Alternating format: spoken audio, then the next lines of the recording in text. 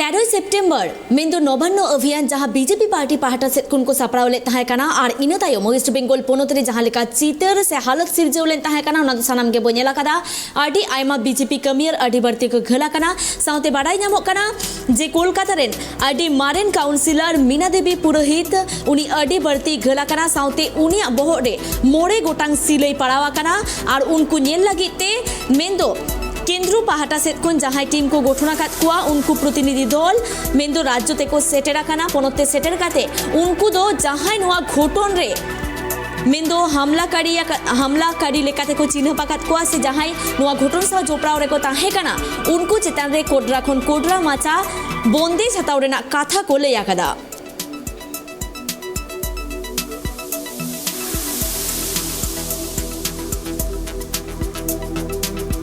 नुआ को बाबते आरहो सामेला सही बड़ाई लगिते इंसालानित फोन कर रे जोपड़ाओ मेना आकादेया राजीव दत्त 13 सेप्टेम्बर जे घटना घटे गेल तार जोन्नो अनेक बीजेपी कर्मी आहत हयेछेन एबं तारा बर्तमाने चिकित्साधीन।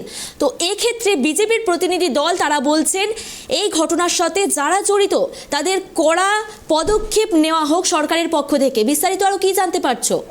দেখো মূলত জানো যে একটা ফ্যাক্ট ফাইন্ডিং টিম বিজেপির থেকে এসছে, বিজেপির সর্বভারতীয় নেতৃত্বের তরফ এসছে। গতকালই রাত্রে তারা দিল্লি থেকে কলকাতায় আসেন শ্রী ব্রিজলাল, যিনি উত্তরপ্রদেশের পুলিশের এক্স ডিজিপি ছিলেন এবং বর্তমানে রাজ্যসভা সাংসদ, তার নেতৃত্বে এছাড়াও আরো রাজ্যবর্ধন সিং রাঠোর আছেন, অপরাজিতা সারেঙ্গি আছেন, সুনীল ঝাকার আছেন এবং সমীর ওরাও।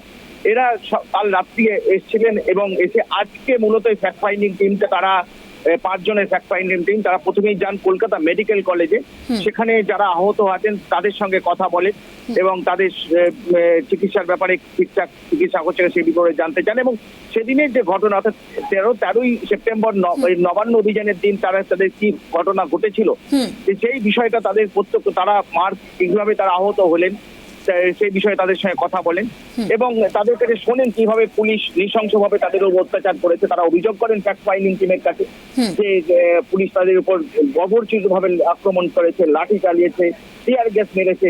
তারা শুধু মিছিল গণতান্ত্রিক আন্দোলন করতে গিয়েছিলেন, তাদের উপর অত্যাচার হয়েছে। ঠিক একইভাবে তারপরেই যান মীনা দেবী পুরোহিত। কেন যে মীনা দেবী পুরোহিত তিনি কলকাতা কর্পোরেশনের এক্স ডেপুটি মেয়র, প্রাক্তন ডেপুটি মেয়র ছিলেন, তো তার সঙ্গে কথা বলেছেন ফ্যাক্ট ফাইন্ডিং টিমটা। তিনিও জানান, তিনি তার আঘাতের চিহ্নগুলো দেখান যে কিভাবে তাকে পুলিশ আঘাত করেছে, ইটের আঘাত করা হয়েছে, এমনকি অভিযোগ করেছেন যে ইট ছোড়া হয়েছে তার দিকে এবং যার জন্যই আহত হয়েছেন। জানো যে মীনা দেবী পুরোহিত তিনি আহত হয়ে হসপিটালে ভর্তি ছিলেন, মারোয়ারি রিলিফ সোসাইটি যেটা বড়বাজারের একটা হসপিটালে ভর্তি ছিলেন এবং তার গত পরশু দিনই তিনি ছাড়া পেয়েছেন। তার আঘাতের চিহ্নগুলো দেখেন এবং সেখানে মাথার পিছনে তার আঘাত দেখেছে সেগুলো তিনি দেখান।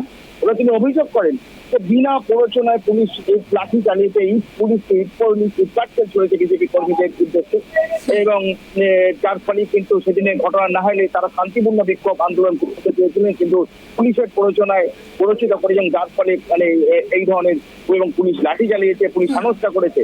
অর্থাৎ পুলিশের অত্যাচার কিভাবে হয়েছে সেদিনে 13ই সেপ্টেম্বর সেটা তুলে ধরেছেন।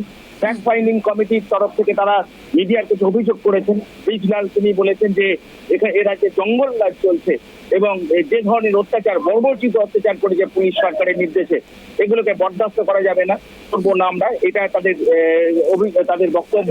তারা আজই সম্ভবত দেখা করে আজই সম্ভবত দিল্লিতে ফিরে যাওয়ার কথা এবং সেখানে গিয়ে কেন্দ্রীয় নেতৃত্ব অর্থাৎ জেপি নাড্ডাকে তারা রিপোর্ট দেবেন এবং সেই রিপোর্ট যাবে কেন্দ্রীয় সরকারের কাছে, স্বরাষ্ট্র মন্ত্রকের কাছে।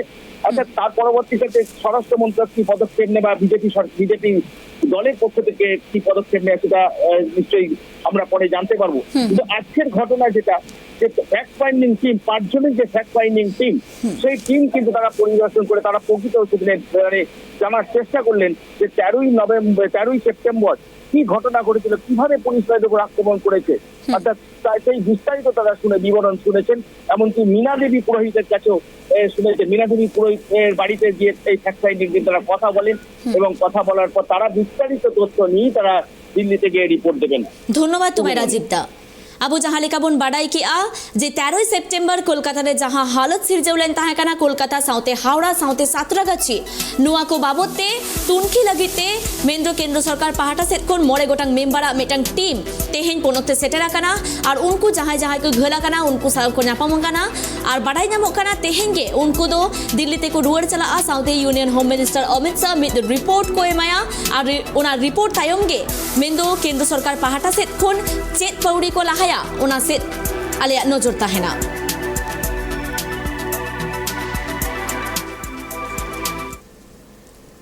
ᱱᱤᱛ ᱚᱠᱛᱚ ᱦᱩᱭ ᱟᱠᱟᱱᱟ ᱵᱤᱫᱟᱹᱭ ᱦᱟᱛᱟᱣ ᱨᱮᱱᱟᱜ ᱢᱟ ᱮᱱᱠᱷᱟᱱ ᱡᱚᱦᱟᱨ ᱜᱮ